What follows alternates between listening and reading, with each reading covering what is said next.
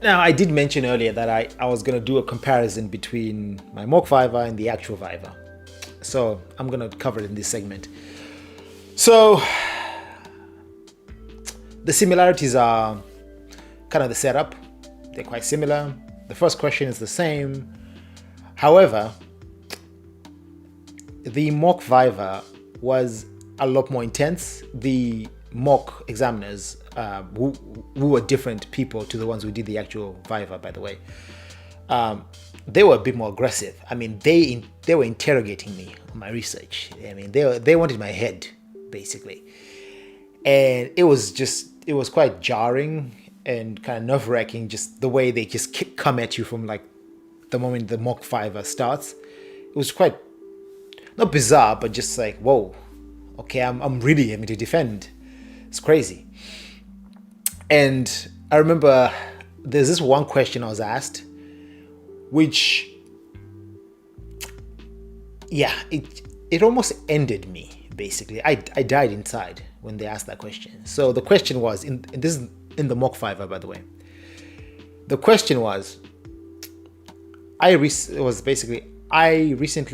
did a quick Google, found some papers that are done by researchers who are doing something similar to you.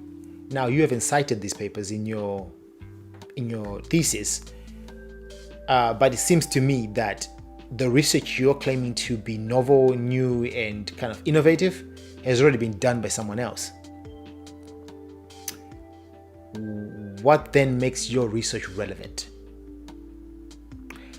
Now, I hadn't read these papers that they brought up as evidence, and that's because these papers were written like as I was pretty much writing my thesis, so I didn't really see them, right? Because I was no longer focused on what's in the industry. I was focused on finishing my thesis. So they said that question, and I mean, I kept my game face on, because even though it's a mock Viva, it's still the same rules, right?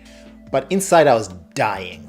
I was like, God, you gotta be kidding me. Come on. I didn't have a response because it's the first time I'd heard about this and I wasn't ready.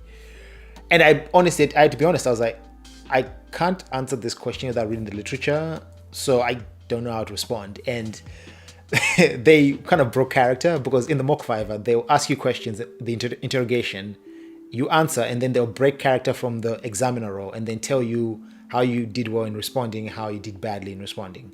Because they're trying to help you out, right? They're not just interrogating you for the fun of it. They're trying to help you out and prepare you for the real thing.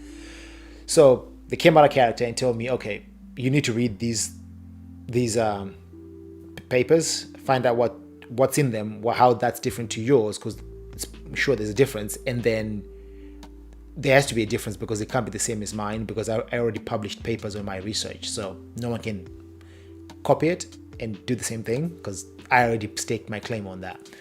But they were like, you still need to come up with some justifiable answers in case one of the examiners brings this out, right? Because this could actually happen in the real thing, and you have to be prepared. Because you can't say I haven't read them, because that will be an instant fail.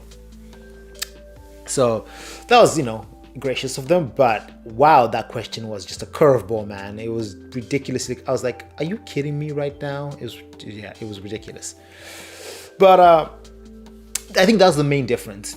The mock Viva was more of an interrogation through and through, where they then give you points afterwards, after you fail to respond, obviously, or fail to defend, if you will, the attacks. Whereas the actual Viva was more of a discussion. It was not an interrogation, which is what I thought it would be. So it was actually more enjoyable than I thought it'd be. So, because I actually became less nervous in the actual Viva the more it went on, because I was like, okay, they really want to discuss things, They don't just want to throw rocks at my perfectly built castle. They don't want to destroy it. They just want to understand why I built it this way, which was cool. So yeah, that's the main difference. But for anyone doing a PhD, I urge you to do a mock Viva before the real Viva, because believe me, you do not want to walk into the actual Viva naked. And that's what you'd be doing if you walk in without doing a mock Viva. You are walking into that thing naked, and they will eat you alive because you ain't ready. I'm just telling you, you won't be ready. That mock Viva will make you ready.